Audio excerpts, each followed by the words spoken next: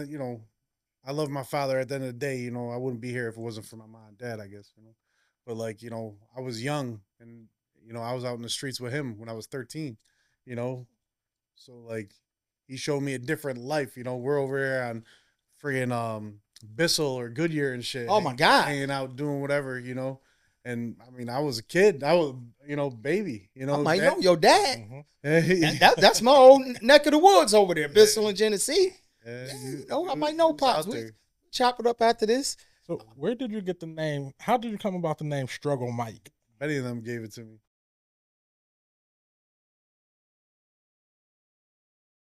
Yo, Buffalo, stand up. We gonna get right into it. We hard workers. We sleepy still. Congratulations to you and your platform, what y'all doing. I love how y'all doing.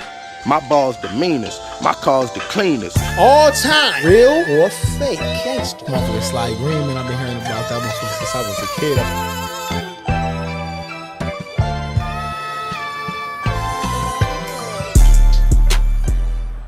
So what up? You already know what time it is. It's your boy Big Heem. Miss King Hill. You're now tuned into the OG's Perspective.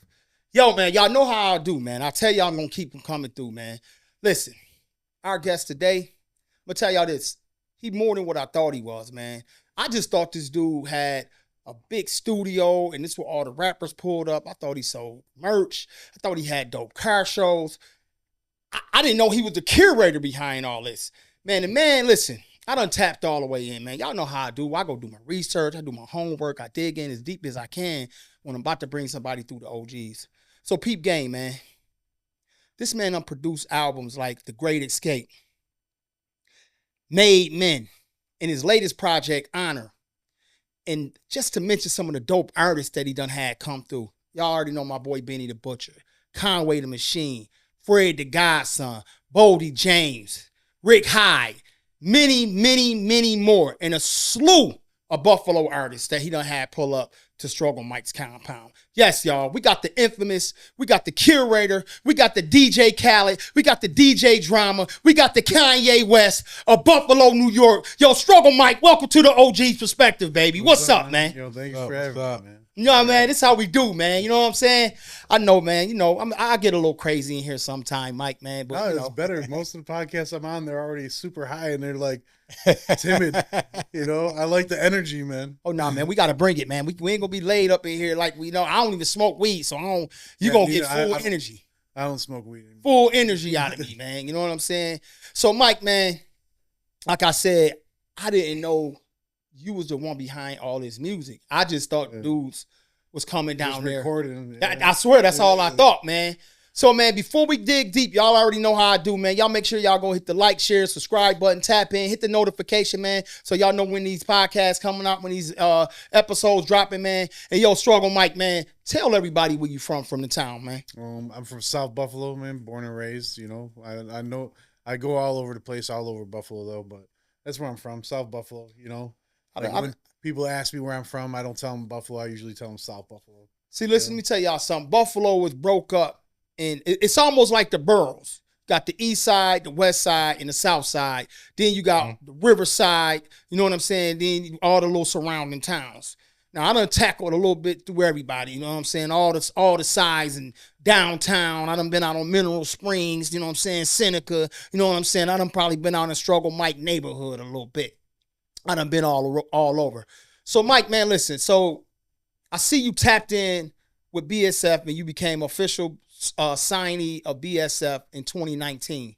Yeah. So, how you pull that off? I just worked. You know, like I started putting music together, and then, you know, I was always around. You know, like it kind of like I wasn't even into music. I'm always been into music. You know, hip hop. I actually listen to more Spanish music than anything, or like reggae. Like I love reggae. Like, and then I've always been a fan of hip hop. And then people started tapping in with me because they needed custom rides for their, you know, videos, or they needed a place to do it. And I would have a big warehouse or a store or something. So then they started pulling up, and then I kind of just did one verse for a homie. Like I got Benny to do a verse for a homie, and then it just kind of like expanded from there. And I just kind of started putting albums together. And then, you know, everyone liked what I was doing, and then they had me jump on board and help with Rick, and you know some of the tour stuff, help do different shit. But I just kept putting out music and more music. I got like over 200 songs under my name. So Oh yeah, your discography crazy. Yeah. That's why I named all them producers yeah. and curators when I brought you in, because I'm like, damn, Mike been working. You know what I'm saying? You've been working hard, bro. Like I said, a lot of the music, I didn't know that you produced it because, like I said, man, I've been hearing BSF, and I'm like, oh, this ain't no BSF.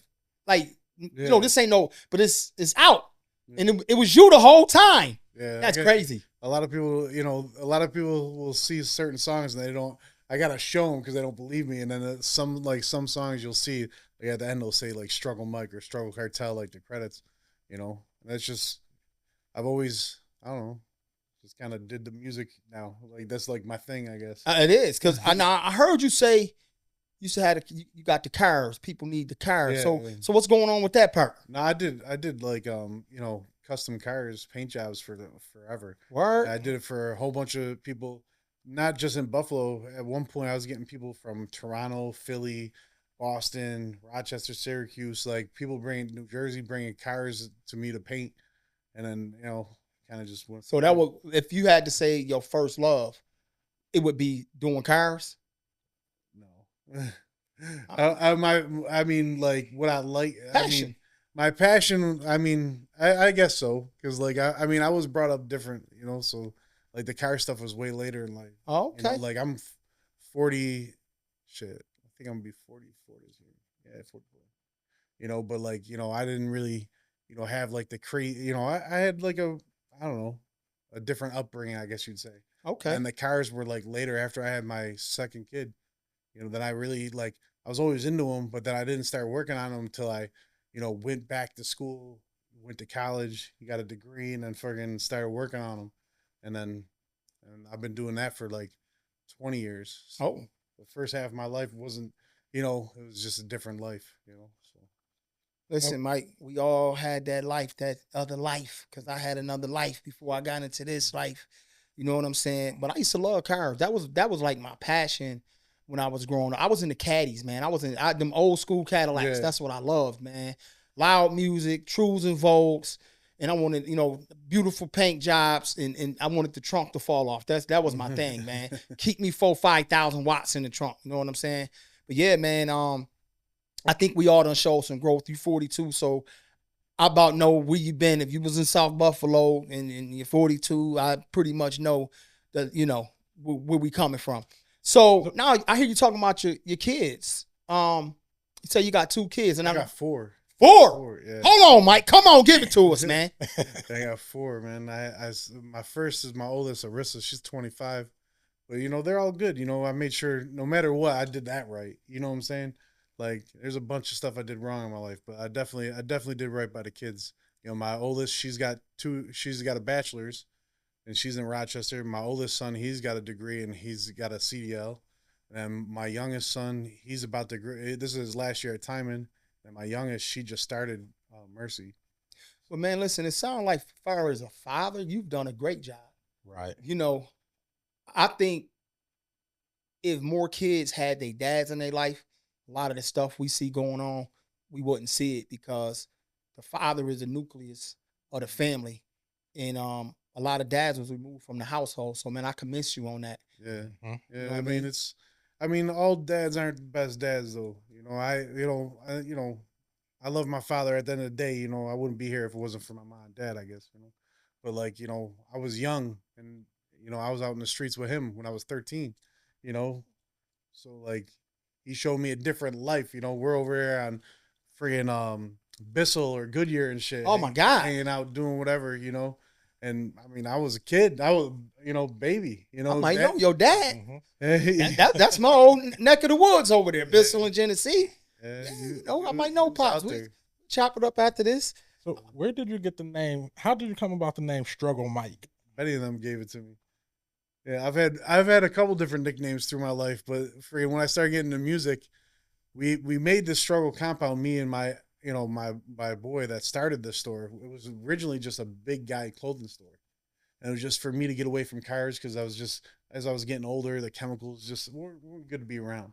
And I kind of fucked with clothes. I didn't even fuck with clothes. It's just it was hard for my big ass to get some clothes, you know? So like, you know, I'm like a 2, 3X, sometimes 4X, you know, depending on my weight, you know? So friggin', we were in Vegas. I was like, yo, let's just start a big guy store. So the store originally started off like a XL to 8X store. Big boy. Yeah. And then I met Speedy a few years after that, and he wanted to make music. Well, he was already making music, Speedy the Icon. He's already been making music engineering out of his house. I was like, well, let's bring you in the store. You know, we did this one track with Benny. I was like, I like doing this. I like putting the beats together and the artists together and building a song, building the album. So then we put it in the store. And then my other buddy, he wanted to be a barber. I was like, yo, I'll get the barber stuff.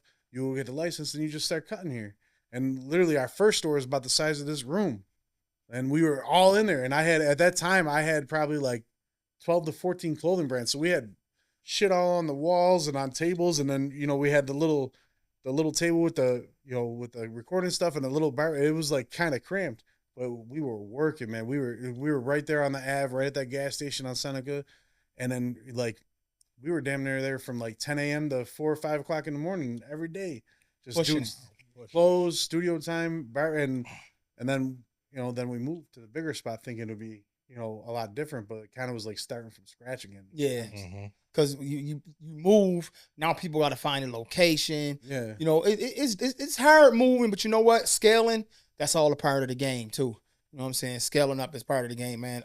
My goal is, I started at my dining room table. Yeah. Went in the basement. Now I'm in the studio. Now my goal is to kind of do what you were just saying, get a whole creator space.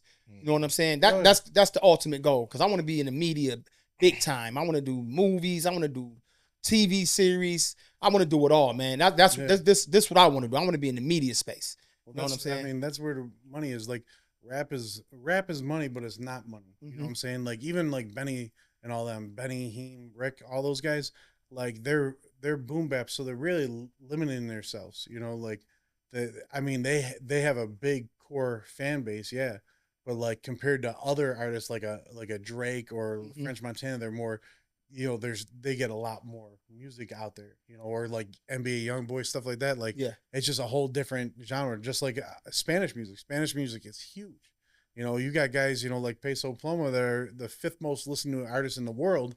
And 3 years ago, not much people knew who he was. Wow. You know, and what I've learned from this boom bap, because we was just all at the West Side Gun event.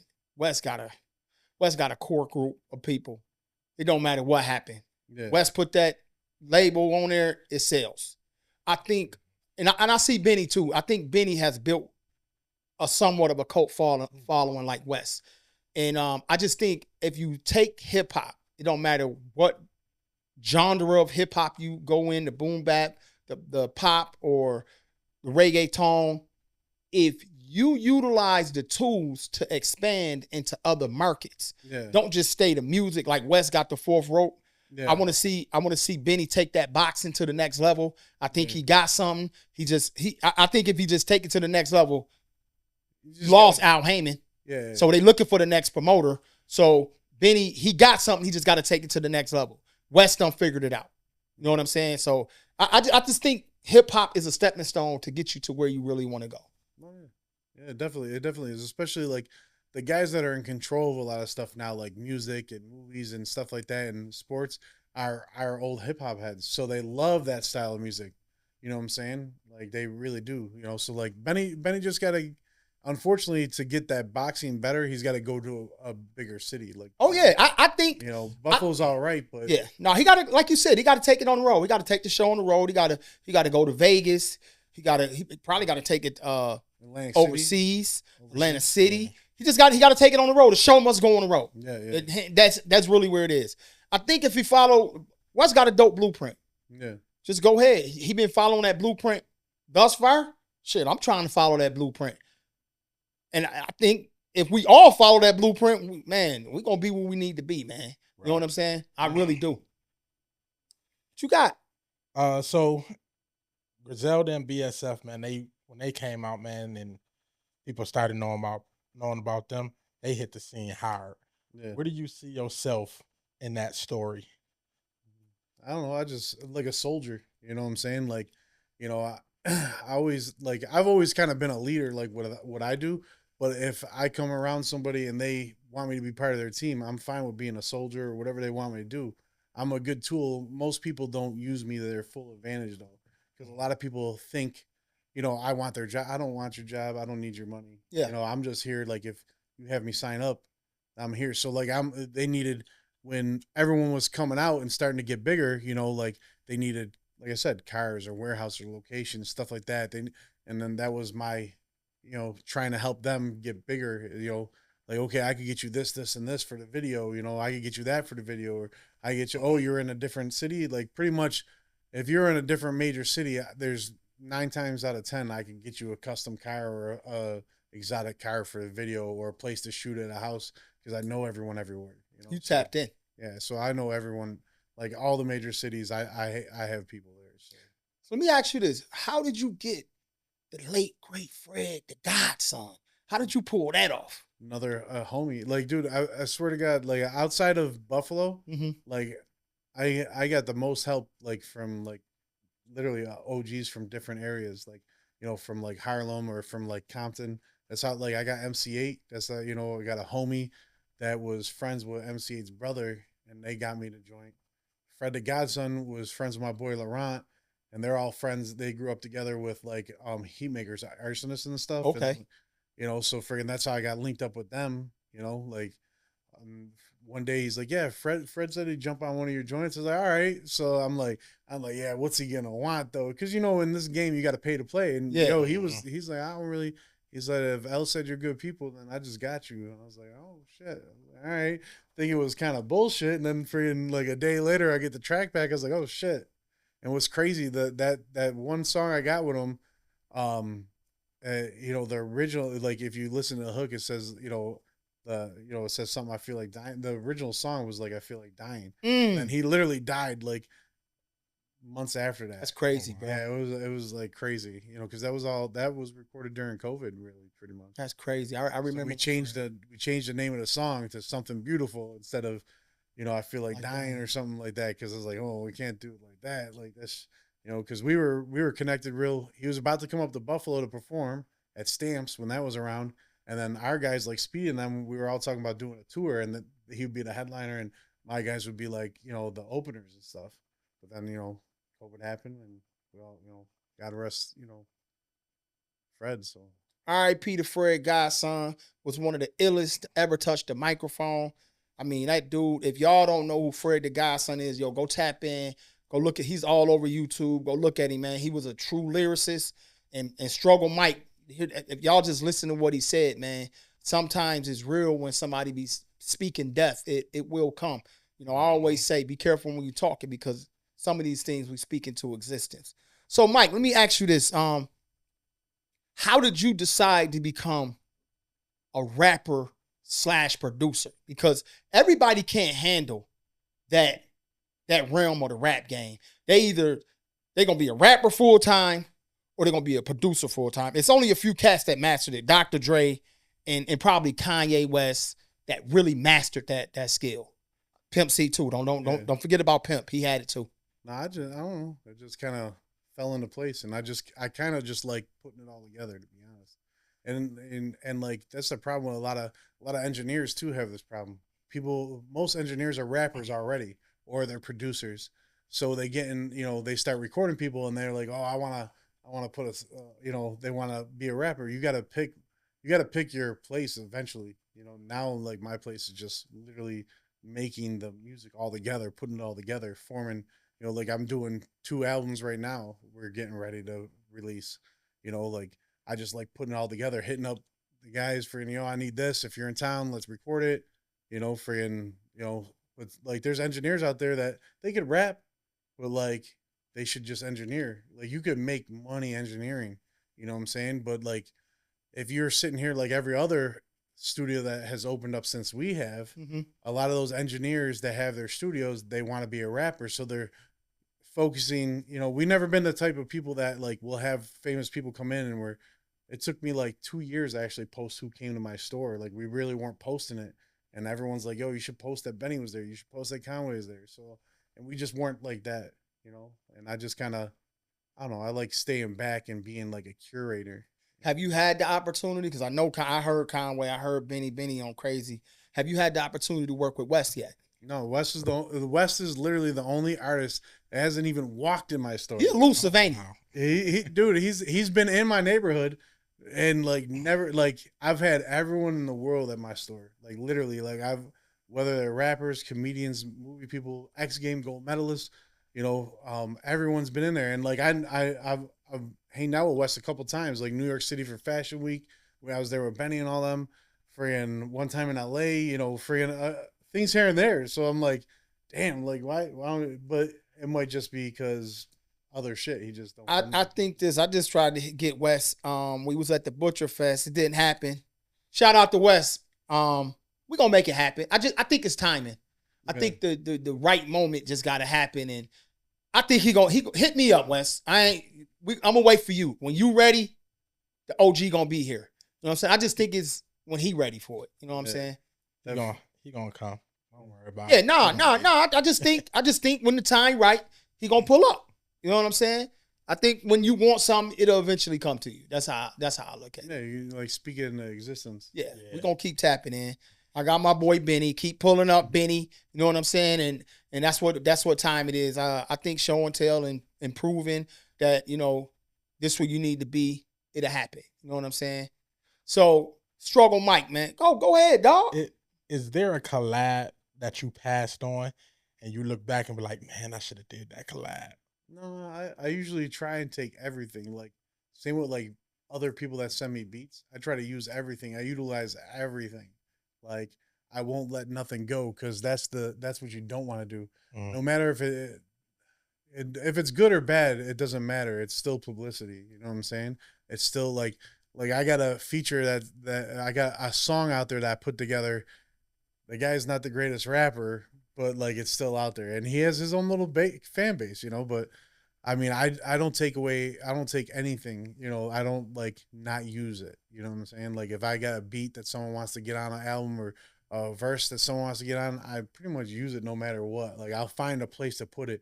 If it's not on like one of my main albums, it might be on like another compilation album that's not like a BSF style album. It might just be, you know, because I have a bunch of different ones, you know. Like I even did one with young artists, you know, like more trap style beats. I've done a couple Spanish songs, you know, like I'll make a room for it. I haven't really passed up on anything that I could think of. You're versatile. Yeah, I'll take anything. I didn't like. I was trying to get Benny to work with Peso Plomo before he was famous. You know, he had the opportunity, and that just wasn't his thing. And then the dude blew up. Now he's like I said, he's the 5th most listening artist in the world. You know, sometimes it happen that way, man. Yeah. Let me ask you this question, Struggle. Now, you don't worked with a lot of people. Like I said, man, you got so many albums. You said over 200 songs. You got a big discography at this point. Out of all that, right? Cars, store, dealing with, and having all those connections. At this point, we're talking about right now, 2025. What would you say is your biggest accomplishment? My biggest accomplishment? Outside of my kids? To date. I don't know, man. My biggest accomplishment? I don't know. I mean, I just made a name for myself, you know, outside of like my kids, because I consider them my biggest accomplishment. I would say just I could make myself a name in anything. You know, when I was doing whatever I was doing, I made a name.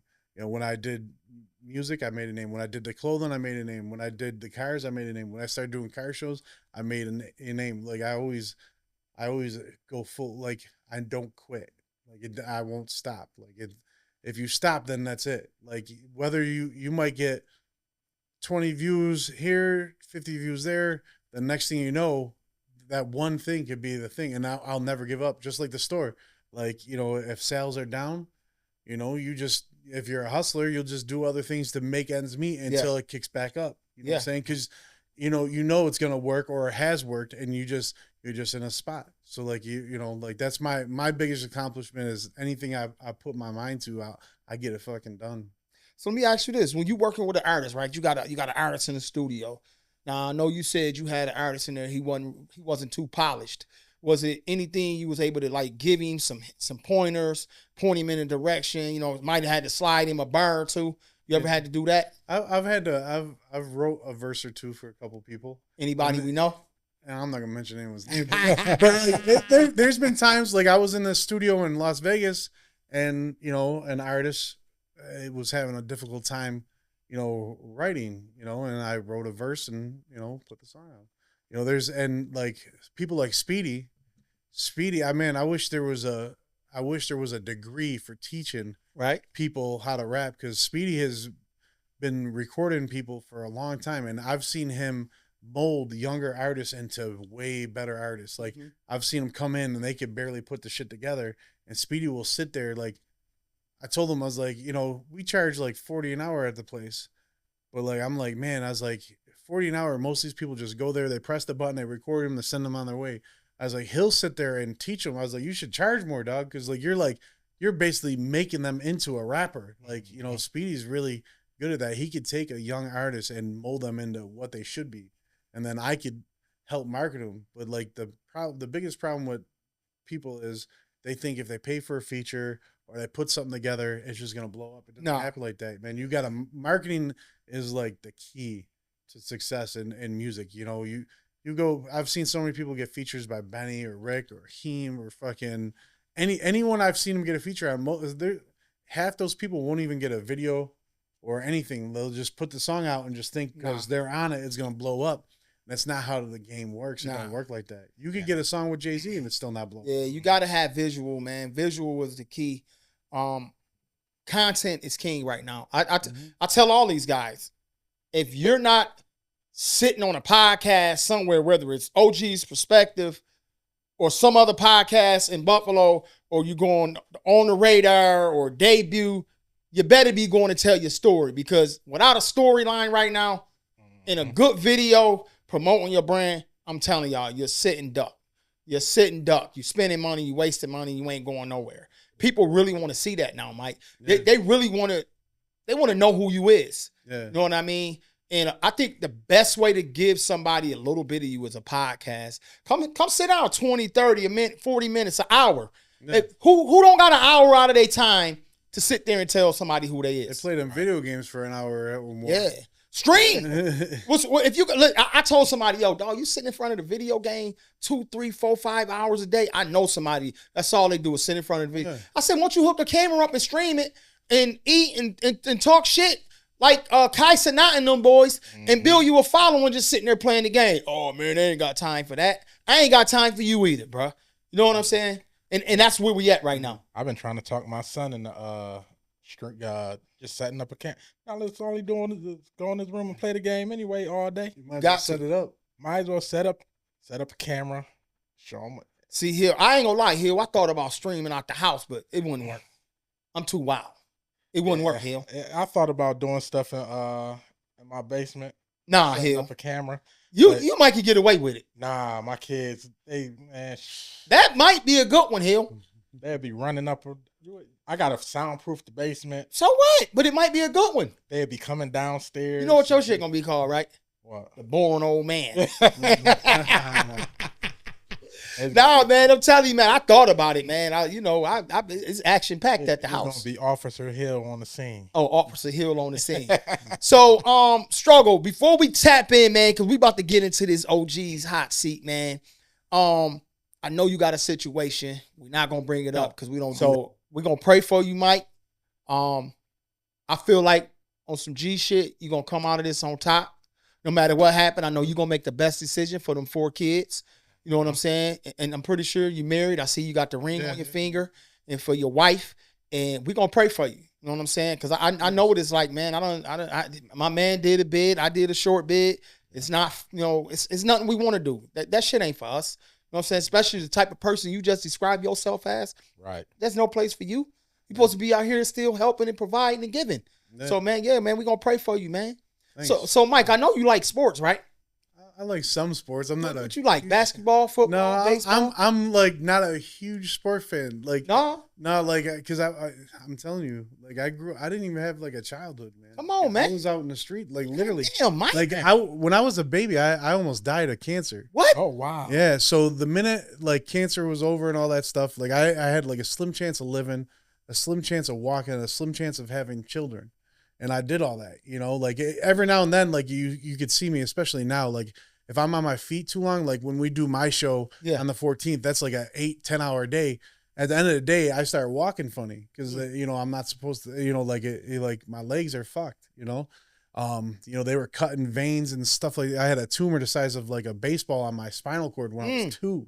Jesus. You know, so like, and it was like stage 4 or some shit. Like I only had like a 10% chance of living. And you already done had some miracles happen, man. I know, Yeah, man. I know. So Keep like, praying. so like then, you know, like after that was all done and remission was done, you know, like I was like forgotten, it seemed like, you know what I'm saying? And then, you know, when my dad figured, you know, I could be out in the streets, you know, with the younger kids making money with them, then that's what happened, you know, and like we watched sports. We were really into the Bills. Like when we went to the Super Bowl, we had these big elaborate parties, you know, but then like we stopped talking about sports when we lost 4 times in a row. You couldn't even bring that shit up in my house without a fight happening. That was a bad So we time. just stopped talking about it. And then, you know, I was into wrestling and shit like that. And then like, you know, like life got away from me and I didn't really like, a lot of people pay attention to sports. I know a bunch of sports people and like I'm into football again because my youngest she likes it, and you know I know Dion. I used to know a couple players back in the day.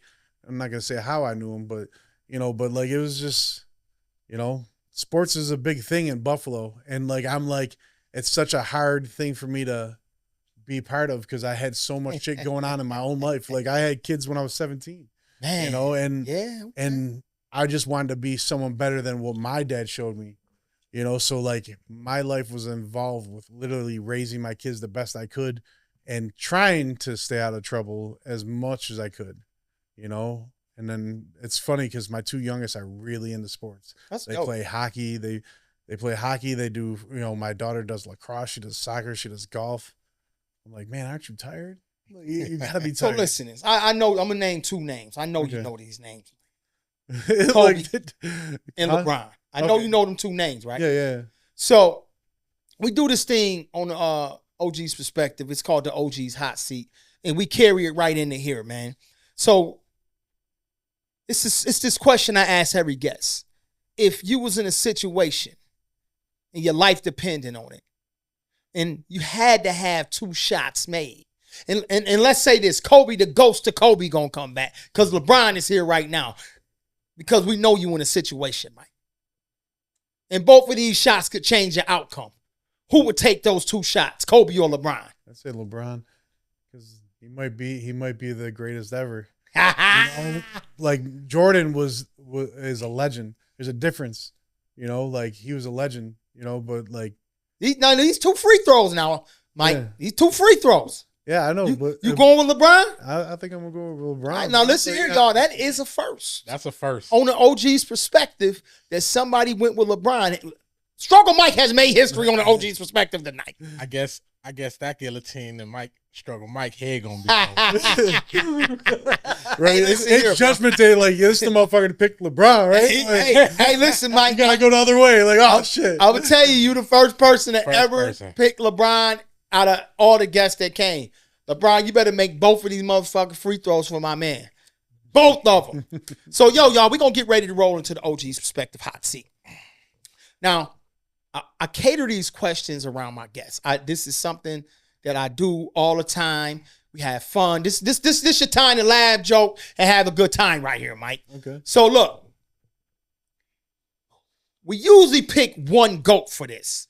But I know Mike, especially with all the diversity that you gave me as far as being around the whole goddamn country. You done been around the whole country. So we're going to do a East Coast rapper. We're going to do a West Coast rapper. We're going to do a down South rapper. We're going to do a Midwest or whatever, a Midwest rapper. All your GOATs from those different eras. from those different sections of the United States. And this dope. This is the first time we did this, Mike. So I don't know. This shit go well. We might do this all the time. Okay. Who would be consider your 4 GOATs from the South, from the East Coast, from the West Coast, and from the Midwest? Okay. I mean, for the East Coast, I mean, it's always going to, like, no matter what you say, you know, people are always going to hate who you pick as, you know, the GOAT for the East Coast. But East Coast, I would probably say Jay-Z. I mean, he might not be, like, I'm looking at it overall, like, what he contributed, what he is today, what he was back in the day. Like, did he do shady dealings to get where he was? Yeah, but in this industry, that's what you got to do. You know what I'm saying? Like, I mean, he wasn't the best rapper compared to like a Biggie or a Big L. Mm-hmm. Like Big L. Like I'm a huge Big L fan. Like I think he's probably one of the greatest rappers. You know, and I don't think it's brought up enough. But Jay-Z overall, like, is definitely a GOAT for the East Coast because like half the shit we have is because of him. Okay, you know what I'm saying? West Coast. At the end of the day, you know, I would say Snoop. I knew it. Like, you know, I knew it. Like Eazy-E and Dr. Dre, they were great. But Snoop bring us into that new era along with the old, and he never wavered. You know, he like, it's funny because he's one of the only Crips I know that like has really got that big and still wore that flag no matter what. Mm-hmm. When all these people are all over the place claiming blood set and all this shit, you know, Snoop was a Crip and he kept it 100 and he give back to the community. You know, all that shit. Like, you know, a GOAT just isn't like a rapper or like whose label's the biggest or you have the most streams. I'm looking at overall like what they've done. You know, Midwest, I don't know, man. I'd probably say it was Twista, to be honest. Twista? Yeah. I thought you would have went Bone Thugs and Harmony up in that area. Yeah. But I'm with Twista. I take that. I like the Twista. Like Twista, you know, Twista was probably the person that I would say got people to like look beforehand. You know what I'm saying? Which, you know, made everyone evolve. You remember Do or Die? Yeah, oh yeah. Oh yeah, okay. That's my shit right there. Yeah, yeah. You know, so that I mean, that's what I feel like, you know, in a time of East and West, I feel like he made a fucking sound out there and people couldn't even not listen to it. You know what I'm saying? And down south, I would probably say Ludacris, man, because like Luda? Yeah. Yo! Okay, now I wasn't gonna say T.I. I wasn't, but T.I. dope. But I'm gonna be honest. I thought you was gonna say Scarface. Scarface, yeah. But yeah, see, like I almost think Scarface, like Texas, is like a whole different thing than down south. Like that shit's like down south. Like I feel like it's more southern than Florida is for some reason. That's it is. How I always looked at it. You go even in the car scene, it's like a whole different animal. When you cross that border from Oklahoma or whatever into Texas, it's a fucking whole different story. You know, it's still the Wild West out that bitch. Scarface, you know, is a different thing. But like I said, Luda, like literally like bring the South sound, you know, more into perspective and more into mainstream. And then, you know, with movies and all that stuff, like he just like overall, you know, I mean, there's other people like Trick Daddy. Trick Daddy really is dope. He's fire. Like, but people don't give him, just like Luke. I mean, no one's looking at the South till Luke came. Luke, you right. I mean, I sit here and talk shit about like all these other girl rappers out there talking about popping pussies and shit. And then I listened to 2 Live Crew. I was like, damn, this motherfucker is wild. Yo, Luke was that dude, bro. You know, I done been to some Luke events. Jesus Christ. Don't take your wife to a Luke event, y'all. Yeah, man. Do not do it. Yeah, when I was thinking about the South, I was thinking either T.I. or Trick. Yeah, I see. I'm y'all 42. He 42. You 40. What? 46. See, I'm 50. So I'm a Scarface. Yeah. You know, when we go to the South, I'm Scarface all day, man. I'm from Jackson, Mississippi. So I'm a Southern. I'm born in the South. So anytime a Southern rapper put music out, I was loving it. Master P, Cash Money, all them boys. I ran with it because, you know. People talking shit about Master P, but that motherfucker was putting in work crazy as hell. No limit. He came back from Cali and then just fucking destroyed it, bro. No limit, man. I was like, bro, they got like 80 people on their roster. No limit. I swear to God. Bro. Every time I turn around, I was like, they dropped another one too? Hell yeah. No Limit was dropping every month. Boom, boom, boom. They was going, bro. The whole team. So boom. All right, let's get right to it. Yo, y'all. That was 4 dope answers. He did surprise me with Ludacris, but he did say he want to go to overall perspective. Ludacris got the acting and all that good stuff. Transformers. What's the not Transformers? Fast and Furious. He got that whole series. So yeah, I can understand that. So boom. Now we did say sports. So who would be considered your basketball GOAT overall? We talking about best player ever. I'd say Jordan. MJ. I mean, I really can't see anyone else really saying anyone else. Dirty, you got someone else? We got Dirty in the corner. Dirty agree. Dirty agree. We had a couple of different answers. We have had some. Iverson. Iverson probably was the most besides Jordan. Yeah. Iverson was probably the most. Just look at the Jordan. deal he did, just like with the sneakers. I mean, come on, man. Yeah, Jordan, he the best. My man's still living life, bro. Like, he could like disappear. His family for generations are always going to be good. It's over. Yeah. About to see a lot of Jordan. There's no sneaker on the planet that sells better than a Michael Jordan. I don't care. I've never owned a pair of Nikes in my life. Ever. I've always wore Adidas or like only reason I turned from shell toes, like I was notorious for when summer came or spring came, I would buy shell toes Adidas and then Adidas flip flops, and then when winter came, I just wore Timberlands. I was just that guy. I couldn't buy a Nike for the life of me. I would never. Jesus. The only time I started switching up is I started buying Yeezys because I was at fucking Fashion Week with fucking Benny and them, and we're on this rooftop. I'm looking down. I got shell toes on. All these other guys got mad expensive sneakers. Just like I was like, I gotta step my sneaker game up if I'm gonna hang out with these motherfuckers. Yeah. And I literally went home, and the Yeezys were still popping back then. They were still expensive. I bought like 10 pairs of Yeezys in one day. I was like, yeah. Now I can't, motherfuckers can't make fun of my shell toes. I got the Yeezys. And then they were really comfortable. Let me tell you something. You an OG now. You can wear whatever you want, man. Once you cross that 40 barrier, do what you want. So, boom. Now, like I said, I cater these questions to my guests. Who would you consider, I don't care what genre of music it is, hip-hop, R&B, rock, who would you consider your all-time favorite? I mean, it's the GOAT of producing. Who would that be? Who would you consider the GOAT of all production? Production-wise? Yes, producing, engineering. When they finish with that album, it's gone. I would say Dre. Dr. Dre. That's a great answer. Because he made so much good stuff back then. When everyone was so focused on the East Coast, I was listening to a lot of West Coast. Yeah, see, I'm a West Coast. And fucking, I listened to all the West. I was even listening to Blood and Crip albums. Oh yeah. And Dre just had that sound that I liked. And like, don't get me wrong, everyone loves like a fucking grimy New York City beat, but like Dre just had joints that were they lived longer or stayed on the radio longer or friggin', and then he picked and chose over time what he did. And when he did a beat, that shit was fire. It was I mean, I don't really know that many beats that he missed on.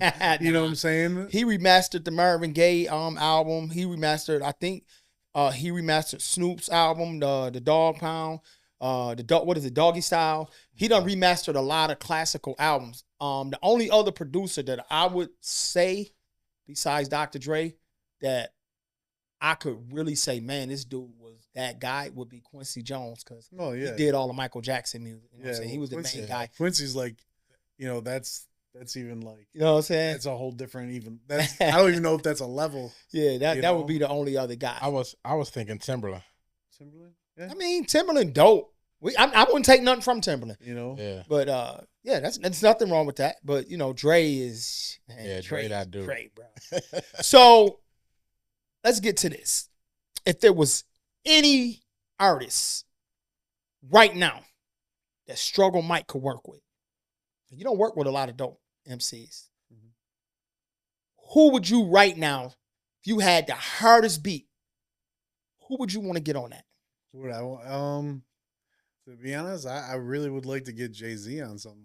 That's like a hard thing, hard to come by. Like Benny and Conway circle with him. I mean, Conway's got a song with him on that one soundtrack, right? On that series. But like, I don't know if it was like something they put together. I don't know. I don't think there's nobody got out of Griselda, that Griselda brand got a song with Jay-Z. I think Conway does. It's on the soundtrack. See, I just heard Conway. He was on the He was on the Jada and Joe. Yeah. and he said that's who he wanted to do a album. Yeah, like he's on a song with them, but I don't think he like I think it was just kind of put together. So he doesn't consider it. So it was kind of like Jay-Z voice or you understand what I'm saying? It's like a track they put together, like some of the tracks I put together. I'll send a beat out to 3 different artists and like, yo, you'd sound good with this dude and this dude. Yeah. Here's the beat. They'll send me a verse back and I'll put it back together, and then they put it. He probably didn't hear it to the end, you know, like, and he probably doesn't consider it like an accomplishment, but it's still an accomplishment. You're on track. I mean, if he on there, he on there. Yeah. So you Jay-Z would be your guy. Jay-Z, yeah, definitely. I think that would probably be most guys. If you're a producer, probably in this day and age, everybody would want a Jay-Z verse. Yeah. You know what I'm saying? Or right now, the NBA YoungBoy so hot, they might want one of those. I'm telling you, that fool's selling out everywhere. So, Mike, man, we're going to get deep right here. It's a question, man, that I always like to ask my guests, because when you come into the OGZ Perspective Podcast, after we have a good laugh and have good time, we always want to bring it back home. If there was 3 people that you could talk to, dead or alive, who would those 3 people be? Damn. Well, my 3 friends, Joey Baggs, Mike, and Stumbler, or Danny and Stumbler. My 3 friends that passed away when I was younger. R.I.P. to all of them. So I mean, shit. I'd love to pick up a phone and call them, but you can't. So, shout out to all of them. R.I.P. man, friends. Let me tell y'all something. From everything that this guy has told me tonight, this dude genuine. I want everything to work out for him. So, Struggle Mike, man, I usually do the close of the show. But actually is there anything, Hill, that you would like to ask Struggle Mike before we close the show out? Yeah, man. So, first of all, I want to say I hope everything go good with what you got going on, and you don't have to do no time at all. So, I came up with this thing. I'm going to start throwing curveballs. Curveballs questions at people. So, my curveball question for you is, if you had to shut down Struggle Compound tomorrow, what business would you be? And you had to open up another business, what would that business be? Freight. Yeah, like cube trucks, freight. Logistics. Logistics. Not necessarily semis. Like, semis is big money, but like there's so much other things you could do with cube trucks, and you don't need crazy licenses like a semi. So like that's already something I'm looking into, because my kid's got a CDL. I figure I go away, as long as they have that programming in there, I'll take it. And when I get out, I'll get a couple cube trucks or vans or whatever, start from there and go from there. I got a bunch of friends that have semis, and my one buddy just had a semi business in LA. He had like fucking 8 semi trucks. But that's a lot of upkeep, and yes, it is. Then you need storage. A cube truck, worst case scenario, you park that shit on the side street. Until you get big enough. But like, I think it's a good point where you could buy, like, if you're just starting out, let's say, you go rent a Penske truck. Uber has Uber Freight too now. So you go get the Uber Freight app, you go rent a Penske truck, and you can start right off the bat. You get $600, $1,000 rides to Ohio or Detroit or wherever, Rochester. You'll be getting all this, just to start. And then you build from there until you build up a name. You know what I'm saying?